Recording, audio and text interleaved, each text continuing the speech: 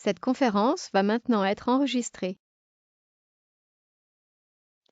Bonjour à tous, bienvenue dans cette formation ProSyndic où nous allons parler essentiellement de la gestion des budgets et de l'émission des avances sur charge dans votre logiciel. Donc c'est une formation qui va être relativement condensée, assez courte. Je pense que c'est l'une des plus courtes du cycle parce que finalement il y a peu de choses à voir, mais on va introduire déjà dans cette première formation comptable quelques notions que l'on verra au cours des formations suivantes. Donc dans votre logiciel, comme vous l'avez vu la dernière fois, vous avez la possibilité dans la partie comptable de saisir un budget. Donc on passe dans comptabilité, puis dans budget. Donc pour cette copropriété, comme vous pouvez voir, j'ai saisi déjà le budget de l'exercice 2020 et le budget de l'exercice 2021. Pour la saisie de budget, vous avez la possibilité d'accéder à deux niveaux de détails différents. Donc je vais créer un nouveau budget, on va créer celui de 2022 par exemple. Je sélectionne dans un premier temps l'exercice, donc 2022. Je lui donne un libellé.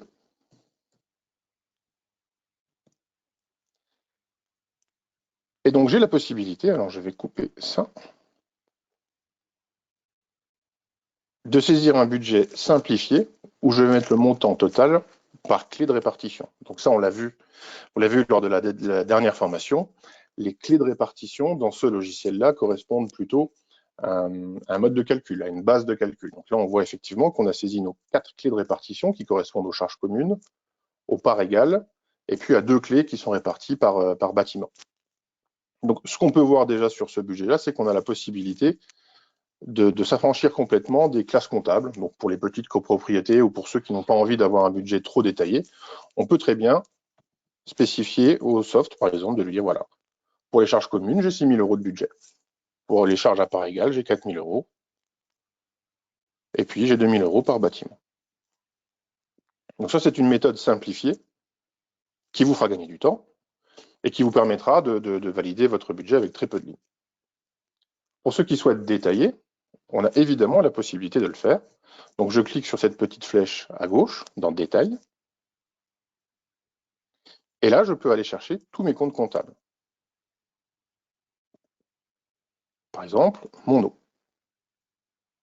Puis je vais chercher mon électricité. Et pour chaque compte comptable, j'ai la possibilité de mettre un montant.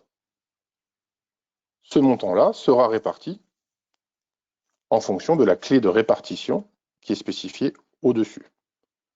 C'est-à-dire que concrètement, je peux avoir un 601 eau qui se répartit à hauteur de 4 500 € sur les charges communes, mais pour les bâtiments A, par exemple, je peux également reprendre encore une fois un 601 eau et mettre un autre montant, comme par exemple 1 500 €.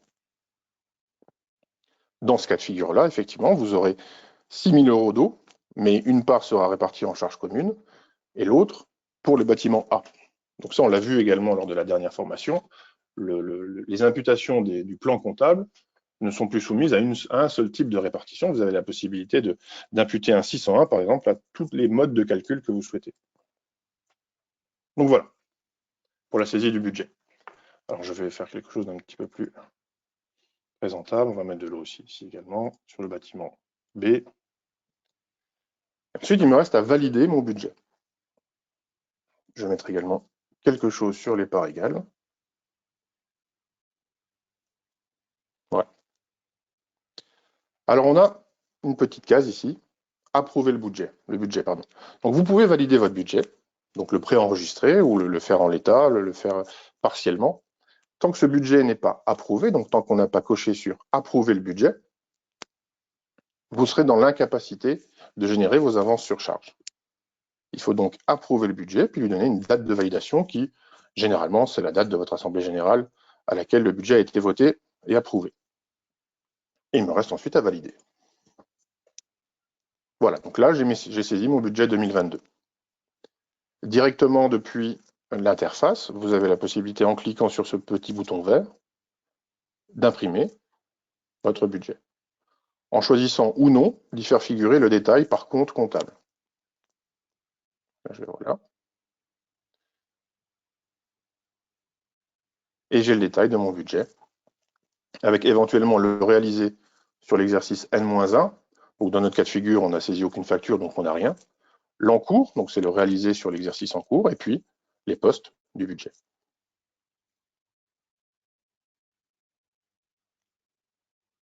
Voilà pour le budget, donc il n'y a pas de surprise, ça fonctionne un petit peu de la même manière que vous avez l'habitude de connaître sur le logiciel actuel.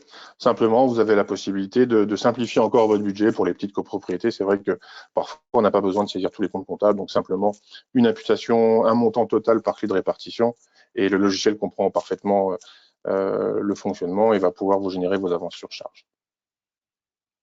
Donc, on va passer à la partie la plus importante, qui est la génération des avances sur charge sur budget. Donc, ça se passe dans la partie comptabilité, appel.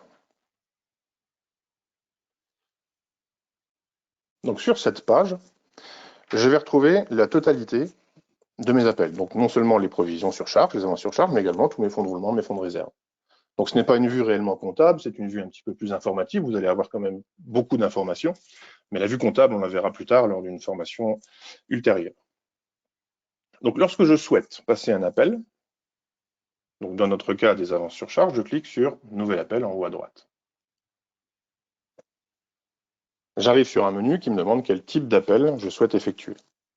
Donc, ce qui nous intéresse aujourd'hui sont les provisions sur charge.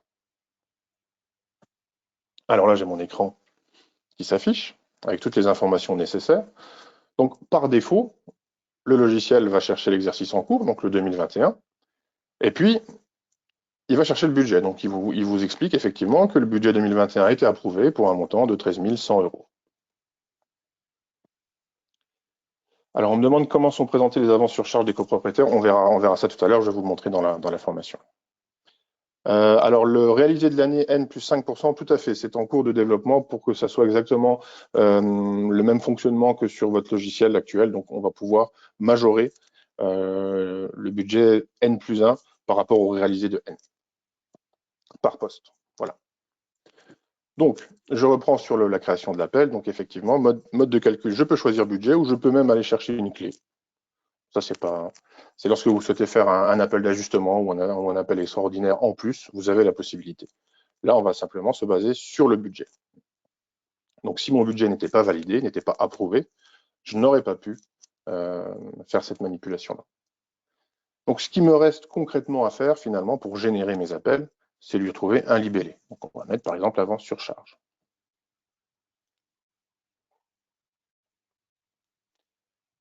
Par défaut, parce que ça a été configuré comme ça dans le logiciel, mais vous avez la possibilité de les personnaliser, vous pouvez donner un code journal, donc pour les journaux comptables, à vos appels. Donc par défaut, c'est le code journal VRN, mais vous avez tout à fait la possibilité de le personnaliser et de dire au logiciel, ces appels de provision, je veux que ça soit le code journal APP, par exemple. Mais par défaut, le logiciel vous pré-remplit tout à votre place. On peut également mettre de la TVA sur les appels pour les commerces, mais bon, ça, je pense que ce sont des cas assez rares.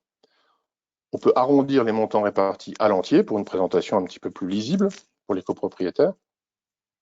Le jour d'émission, c'est le jour du mois à laquelle je souhaite passer mes appels. Donc, dans notre cas, on va mettre le premier. Le délai de paiement, c'est pour les rappels. Et donc, la périodicité. Alors, par défaut, le logiciel vous propose trimestriel, mais évidemment, vous avez la possibilité de les faire en mensuel, en trimestriel, en semestriel ou en annuel. Pour la démonstration, on va passer sur du trimestriel. Et donc là, il y a quelque chose de nouveau que vous ne connaissez pas et qui n'existe pas dans votre logiciel actuel, c'est que vous avez deux choix lorsque vous avez terminé de valider ce formulaire. Donc concrètement, je le répète, pour valider ce formulaire, il vous suffit simplement de remplir le libellé et puis généralement, tout le reste se fait automatiquement. Donc à partir du moment où vos infos sont saisies, vous avez la possibilité de comptabiliser vos appels, c'est le bouton en bas à droite qui est bleu, ou la possibilité de les planifier. Comptabiliser vos appels, ça signifie que le logiciel va vous générer tous les appels jusqu'à la fin de l'année. Donc là, je suis en trimestriel. Il va me générer 4 appels au mois de janvier, au mois d'avril, au mois de juillet et au mois d'octobre. Si j'étais en mensuel, j'aurais mes appels jusqu'à décembre. Alors ça, c'est quelque chose qu'on vous déconseille. Effectivement, c'est comme ça que fonctionnait l'ancien logiciel, mais on préfère vous orienter sur la planification. Donc, lorsque je clique sur planifier, c'est ce qu'on va faire.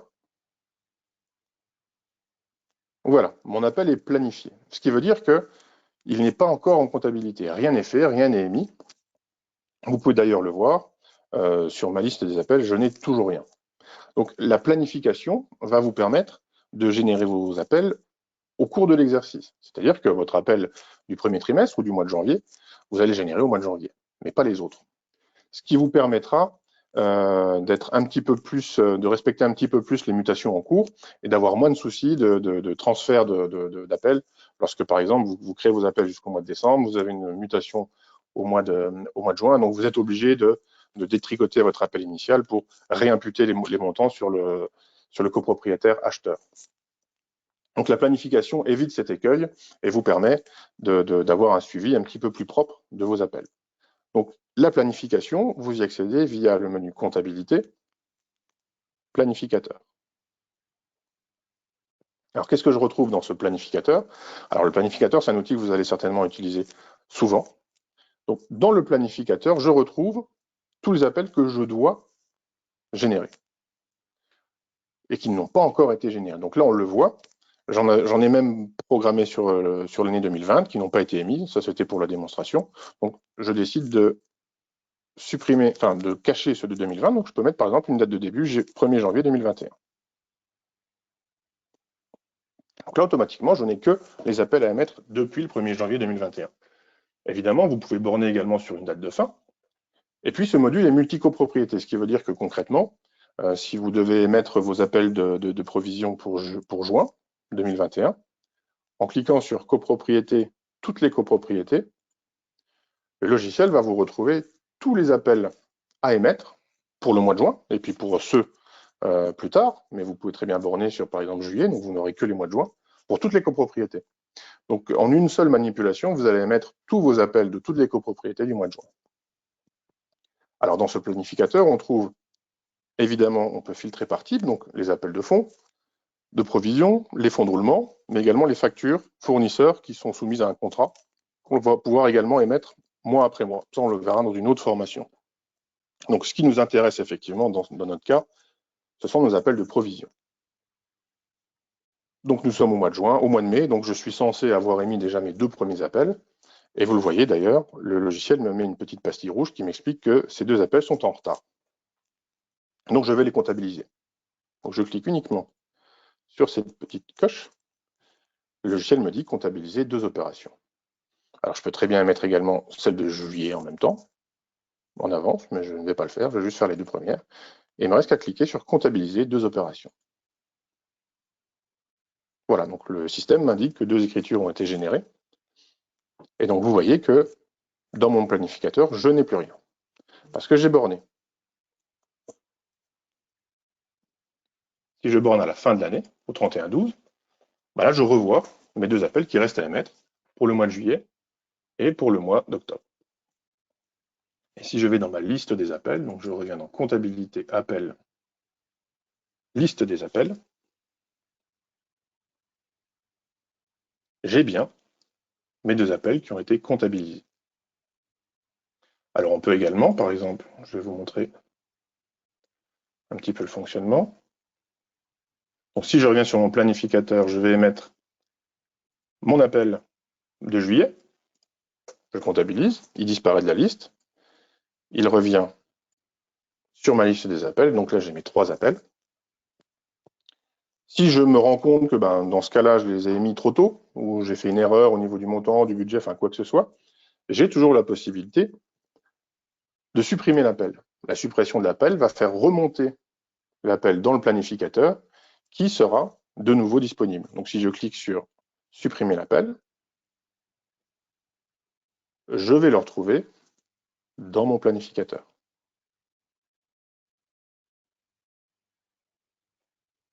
Je retourne sur le planificateur et j'ai bien mon appel du mois de juillet qui est ici, qui est revenu. Si je souhaite le supprimer complètement du planificateur, c'est-à-dire que je ne souhaite même plus l'émettre, je peux cliquer sur la petite corbeille ici, supprimer cet appel, et dans ce cas-là, je n'aurai plus de rappel pour émettre cet appel. Donc effectivement, quand vous décidez par exemple de programmer des avances sur charge sur une copropriété que vous avez repris en cours d'exercice, et que les deux premiers, vous ne souhaitez pas les appeler parce qu'ils font partie d'une reprise de bilan, par exemple, une balance d'ouverture, vous pouvez très bien programmer vos appels dans ProSyndic et puis supprimer les deux premiers parce qu'ils ont déjà été saisis sous forme d'une OD de reprise, par exemple.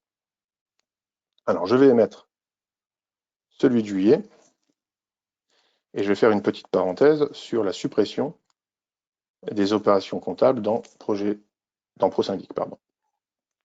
Donc, comme dans le logiciel actuel, vous avez évidemment la possibilité de supprimer toutes les écritures comptables que vous avez saisies. Simplement, dans ce logiciel-là, une écriture comptable, à partir du moment où elle est comptabilisée, ne peut plus être physiquement supprimée du logiciel. C'est-à-dire que une fois que vous l'avez passé, donc là, on a passé notre appel de fonds tout à l'heure du mois de juillet, il est toujours en comptabilité, il est visible, il est consultable, il a été simplement contrepassé. Donc on parle de contrepassation dès lors qu'on supprime une entrée, une ouverture, une écriture comptable. Et donc la contrepassation, c'est quoi? C'est simplement une OD qui est générée automatiquement par le logiciel, qui va être exactement l'inverse de l'écriture qui est censée être supprimée. Donc ça va simplement solder cette écriture-là. Donc tous vos comptes seront à zéro par rapport à l'écriture que je souhaite supprimer, mais cette écriture initiale sera toujours présente. Par contre, par défaut, les écritures contrepassées, supprimées, ne s'affichent nulle part dans les rapports et dans les vues comptables. Alors à quoi ça sert? Vous allez me dire, effectivement, si vous avez un contrôle au compte, ça évite d'avoir des trous de numérotation dans votre comptabilité. Si vous avez par exemple un numéro de pièce comptable qui est à 1, et puis vous sautez directement à 5, le contrôleur au compte va vous demander ce qui s'est passé avec les 4 pièces qui se situent entre le 1 et le 5. Ben là, vous allez pouvoir lui expliquer effectivement que c'est de la contrepassation. Donc, je vais vous montrer par exemple un exemple. Si je vais sur mes comptes comptables, donc c'est la consultation des comptes comptables, je vais aller chercher mes 701 par exemple.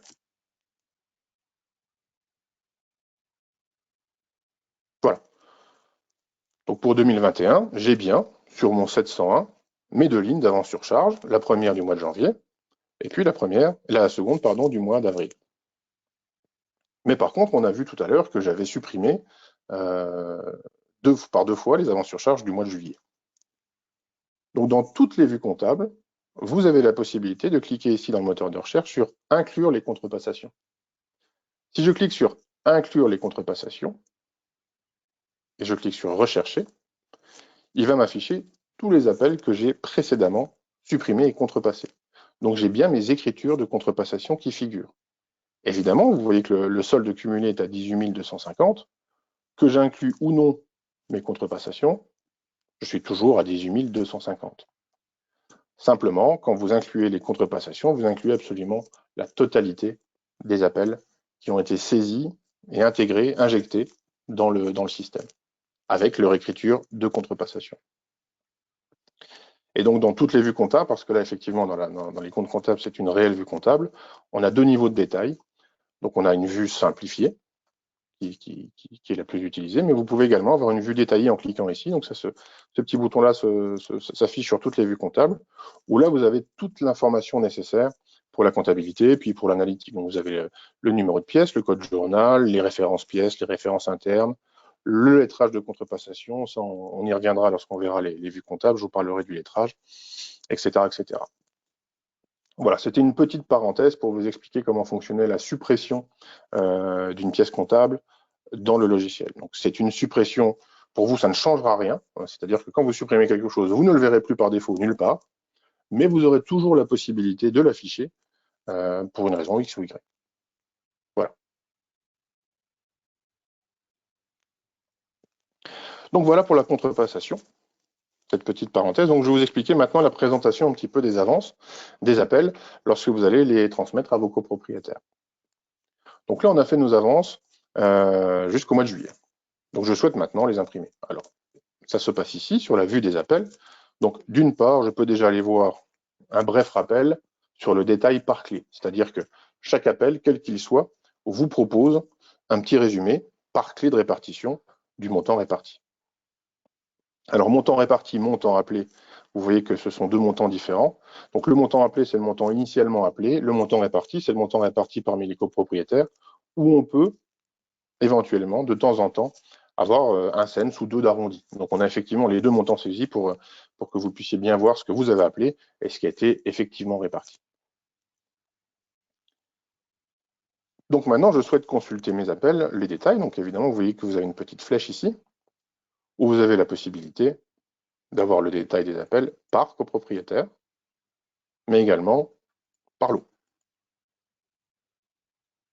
Donc pour chaque copropriétaire, j'ai son montant réparti, et puis le détail par lot.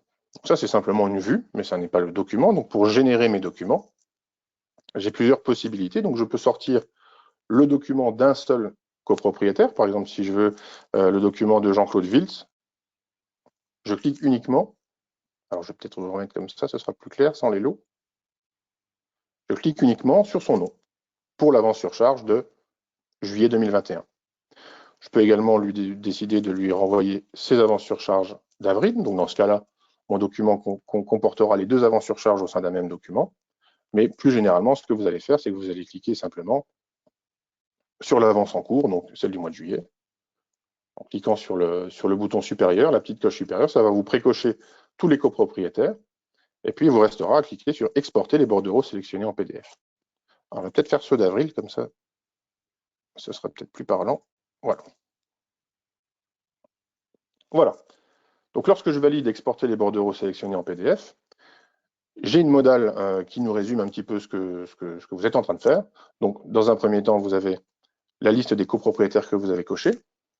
Et puis, au sein de ces bordereaux d'appel, parce que c'est comme ça qu'on les appelle, vous allez pouvoir borner une situation de compte pour votre copropriétaire. Donc là, par défaut, il vous propose la date de début d'exercice au 1er janvier 2021 et la date du jour. Donc ce qui veut dire qu'il va recevoir son bordereau d'appel avec un rappel de son compte jusqu'à la date du jour. Donc c'est ce qu'on va faire. Je clique sur générer le bordereau. Voilà. Le bordereau est généré, donc j'ai plusieurs choix. Je peux le prévisualiser. C'est ce que vous allez faire toujours dans un premier temps. Et donc en cliquant sur prévisualiser, voilà sur quoi je tombe. Donc j'ai effectivement mes bordereaux. J'en ai un par copropriétaire. Alors je vais peut-être un petit peu zoomer. Ça va peut-être plus visible pour vous. Voilà. Donc qu'est-ce que je retrouve? Le détail de mon appel, donc avance sur charge, avec éventuellement, alors je vais vous prendre un copropriétaire qui a deux lots. Vous comprendrez. Voilà. Donc j'ai mon bordereau d'appel avec ici le rappel des lots qu'il possède et ses millièmes générales. Et puis ici, vous voyez que j'ai le détail de son appel par lot et par clé de répartition, avec à chaque fois le montant, la quote-part, et puis la répartition. Donc, le montant de son appel d'avril 2021, c'est ici, 851,75. Mais en plus de cela, je récupère la position de son compte à la date du jour. Donc, d'une part, j'ai l'avance d'avril, mais j'ai également un solde reporté au 1er janvier 2021, plus les différentes avances. Et donc là, effectivement, vous voyez que j'ai un solde débiteur de 4 628,50. Et c'est ce solde que je lui demande. Donc à chaque fois que vous allez émettre un appel d'avance sur charge, ou n'importe quel appel, vous allez lui demander, lui exiger son solde, c'est-à-dire le montant de l'appel plus un éventuel solde débiteur qui resterait. Alors s'il a un solde créditeur, évidemment, le montant demandé sera la différence entre le solde créditeur et le montant de l'appel. Et si son solde est créditeur encore après la génération de l'appel, là on ne lui demandera pas d'argent. Donc ce petit cartouche en bas à gauche va disparaître. Voilà. Par contre, vous avez également la possibilité, alors regardez, on va changer un petit peu. Donc on peut très bien agréger plusieurs appels. Donc là, dans ce cas-là, j'ai décidé d'envoyer les trois d'un coup, pour une raison X ou Y. Donc je clique sur exporter les bordereaux. Et par rapport à la situation du compte, j'ai la possibilité d'exclure la reprise du solde en cliquant sur ce petit bouton-là. Donc si j'exclus la reprise du solde, ça veut tout simplement dire que je vais lui demander uniquement le montant de l'appel et rien d'autre. Donc même s'il est créditeur, même s'il est débiteur, je lui demande de payer uniquement ce que je lui appelle. Donc là, je vais cliquer sur générer le bordereau. Donc, vous avez vu qu'on a précoché les trois appels d'un coup. Si je clique sur prévisualiser,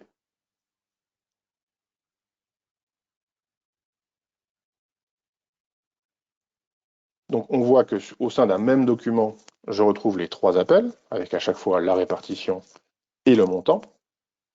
Donc quand il y a plusieurs pages, vous voyez que c'est décliné sur une seconde page. Et donc là, vous voyez, je fais abstraction du solde débiteur ou du solde créditeur. Donc je n'affiche que ce que je lui ai demandé au niveau de ses appels, donc 2066,25 €. Et c'est ce qui apparaît dans le cartouche de paiement. Alors sachez que si vous avez fait des fonds de roulement ou des fonds de réserve en plus, vous avez la possibilité d'agréger ces fonds de roulement et ces fonds de réserve au sein du même document. Donc vous pouvez vraiment regrouper vos appels et envoyer un seul document pour vos copropriétaires. Voilà, donc pour résumer, vous pouvez émettre un bordereau composé de un ou plusieurs appels et y adjoindre ou pas la situation actuelle du compte de votre propriétaire. Vous pouvez même border la situation du compte à une date antérieure. Enfin, vous pouvez faire ce que vous voulez. Le logiciel va s'adapter et puis va calculer le solde à la date que vous le souhaitez.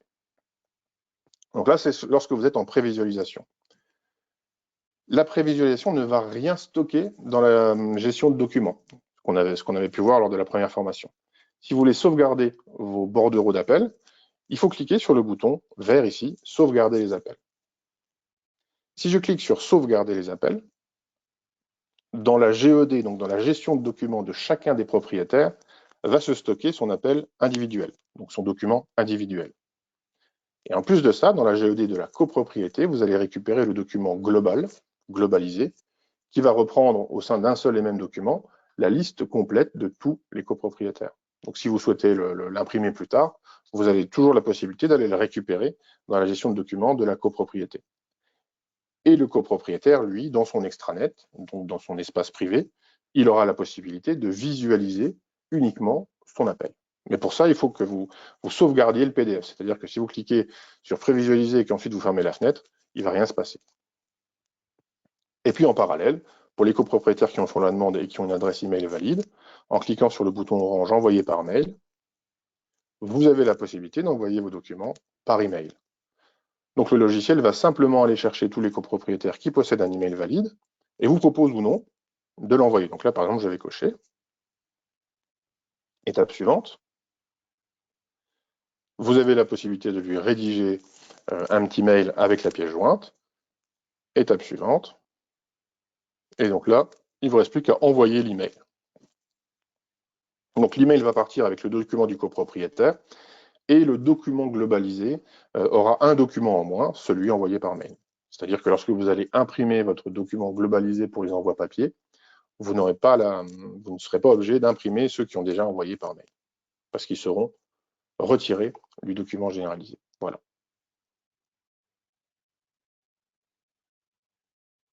Donc voilà toutes les possibilités que vous avez par rapport à la gestion des bordereaux. Donc les envoyer par mail, les sauvegarder dans la GED de chaque copropriétaire, et puis agréger un petit peu vos appels comme vous le souhaitez, en y incluant ou non la situation du compte. Voilà. Alors dans la vue des appels, vous avez également ici, appel planifié, vous voyez, la possibilité de voir ce que vous avez planifié sur cet exercice-là et sur les exercices antérieurs. Donc là, effectivement, vous voyez que j'ai planifié mes avances sur charge pour 2020, j'en ai comptabilisé 0 sur 4. Et puis j'ai planifié les avances sur charge de 2021, et là j'en ai 3 sur 4 qui sont comptabilisés. Donc, plutôt que d'aller dans le planificateur où toutes les écritures peuvent se mélanger parce qu'on est en multicopropriété ou parce que ça se liste par date, vous avez la possibilité de voir ce que vous avez planifié et de ce qui reste à émettre en cliquant sur appel planifié ici. Et si vous cliquez sur appel comptabilisé, ben vous revenez à la vue par défaut des appels. Alors en termes d'exercice comptable, vous voyez que vous n'êtes pas obligé d'être dans l'exercice en cours pour afficher les appels des exercices précédents. Je peux très bien ici aller chercher mes appels de 2020. Donc là, évidemment, ils sont là. Alors là, vous voyez que pour la présentation, d'ailleurs, j'ai généré mes appels de 2020, mais j'en ai aussi planifié. Donc c'est pour ça qu'on les voit tous ici, mais en plus, j'en ai 4 qui sont planifiés. Donc par cette interface-là, vous pouvez également décider de supprimer toute planification. Donc si je clique sur la corbeille, j'ai supprimé ma planification pour 2020, et si je vais dans mon planificateur, évidemment, les 4 avances de 2020 ne figurent plus et je n'ai plus qu'à comptabiliser finalement mon appel de provision pour octobre 2021. Donc voilà pour la gestion des appels. Je vais terminer en vous expliquant la méthode de mensualisation. Donc, si vous faites des appels, des avances sur charge, mensuelles, évidemment, ça ne va rien changer. Mais vous pouvez gérer une mensualisation pour les copropriétaires qui en font la demande, dès lors que vous passez des appels en trimestriel. Donc, alors, c'est pas forcément des appels, des avances sur charge, ça peut être également du fonds de roulement, du fonds de réserve. Si vous souhaitez les trimestrialiser et que certains copropriétaires demandent d'être mensualisés, vous avez tout à fait la possibilité. Alors, je vais vous expliquer comment ça fonctionne. Donc, au niveau des infrastructures, je vais dans mes identités copropriétaires. Et tout simplement, par exemple, si je vais sur Linda Ribeiro, hop. Donc, quand je vais dans la vue de mon copropriétaire, ça vous l'avez déjà vu, on arrive directement sur sa situation de compte. Si je vais sur les informations générales, vous voyez ici que j'ai une petite coche prélèvement mensuel. Donc ça veut dire simplement, j'indique au système que ce copropriétaire-là demande un prélèvement mensuel, donc une mensualisation de ses avances. Alors comment ça fonctionne au sein de son compte? Donc on voit par exemple, alors on va se mettre en 2021, c'est parfait, sur les appels. Donc j'ai fait 3 appels, on voit que mon appel de janvier est bien au niveau trimestriel pour Linda Ribeiro, pour un montant de 851,75. Donc le 701 est bien crédité du montant total dû au début de période, donc 851,75. Par contre, si je vais dans le compte de la copropriétaire, donc on va aller dans comptabilité, état comptable, compte. Je vais vous montrer dans la balance des tiers, ce sera encore plus parlant, voilà.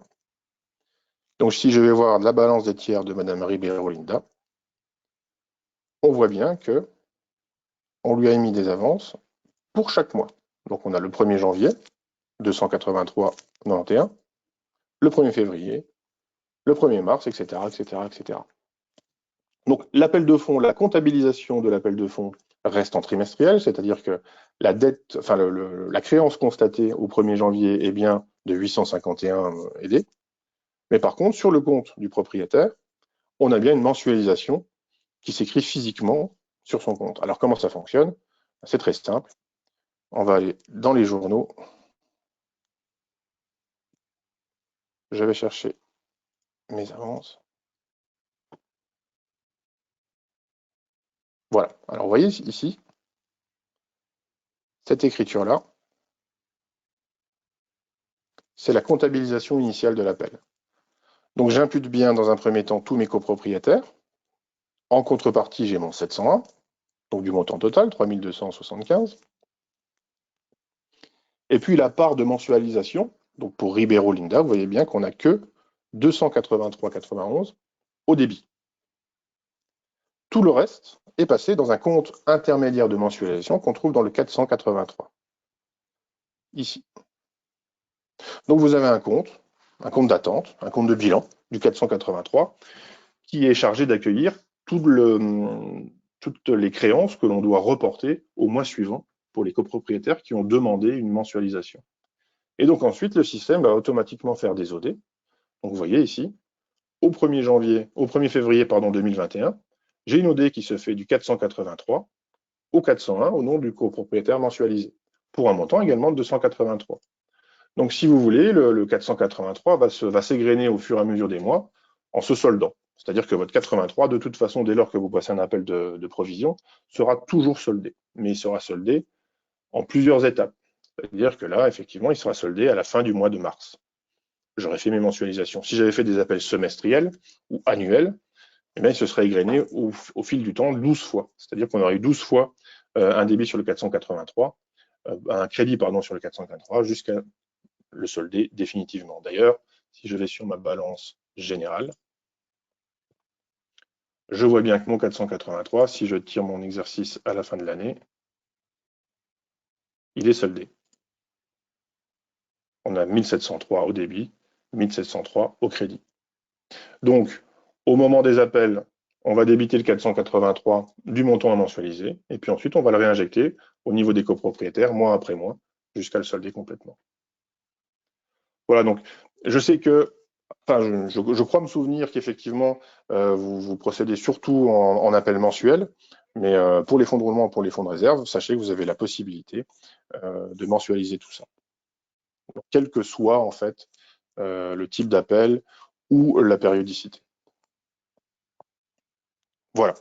Je vais vous montrer encore un dernier petit point sur les appels. Donc, si vous avez une... alors, on va peut-être passer en 2020, parce que comme ça, j'ai les quatre. Si vous avez une modification de budget en cours d'année, donc là, effectivement, j'ai un budget. Si je vais sur mon budget 2020, hop, j'ai un budget à 11 700. Alors, bien souvent, vous commencez l'année avec un budget, puis ce budget n'est pas approuvé. Donc, il faut le passer en AG, et puis en AG, le budget peut modifier. Donc, je peux décocher approuver le budget. Et puis, par exemple, ici, le majoré, on va mettre 6 000 € ici, et puis 2 800. Voilà. Parce qu'on s'est rendu compte qu'effectivement, au mois d'avril, mois de mars-avril, on se rend compte que le budget sera un peu serré, donc on le majore et puis on le soumet à l'approbation en AG. Voilà, je mets une date d'approbation. Je valide. Donc là, je me retrouve dans la situation où mes avances sur charge ne correspondent plus au budget que j'ai appelé. Donc là, ce que je vais vous montrer, c'est peut-être pas parlant parce que c'est sur l'exercice 2020 et que c'est déjà passé. Il faut bien comprendre que ça, vous pouvez le faire en cours d'année. Et donc, si je vais dans ma liste d'appels ici, j'ai un bouton orange, comme vous pouvez le voir ici, qui s'appelle Mettre à jour. Si je clique sur Mettre à jour, le logiciel va faire la différence entre le budget saisi actuellement et le total des appels. Donc là, il m'indique que mon budget est à 13 000 €. Vous pouvez le voir ici. Par contre, mes appels ne sont qu'à 11 700. Donc, j'ai possibilité de faire un appel d'ajustement. Alors, je lui donne un libellé. Alors, cet appel d'ajustement, en fonction de là où vous vous trouvez dans l'année, vous pouvez en faire un unique ou l'égrener sur les différentes avances sur charge qui vous restent encore à émettre. Et donc là, on clique sur Générer l'ajustement. Donc le système m'indique que l'ajustement est effectué. Donc, pour l'instant, effectivement, vous voyez qu'au niveau de mon budget, rien n'a changé. Au niveau de mes provisions sur charge non plus, j'ai bien mes 4 provisions sur charge. Par contre, si je retourne dans mon planificateur, j'ai une nouvelle ligne qui s'est imputée, qui s'appelle appel d'ajustement. Donc j'ai la possibilité d'émettre mon appel d'ajustement pour un montant de 1 300 €. Donc ce qu'il va faire, c'est qu'il va ajuster par rapport à ce qui reste à appeler au budget sur un appel unique au 1er octobre 2020, parce que c'est le dernier appel qu'il a trouvé dans le système. Ça, c'est si vous le faites rétroactivement. Donc si je clique sur comptabiliser une opération, voilà. Et si je vais sur mes appels, donc je me retrouve avec 5 appels, dont un d'ajustement, vous voyez, avec un détail par clé. Donc c'est simplement la différence. Il a été calculé la différence clé par clé de ce qu'on a fait. Donc vous vous souvenez, on a rajouté 1 000 € sur les charges communes et puis 300 € sur les parts égales. Donc il a trouvé tout seul ce qui manquait.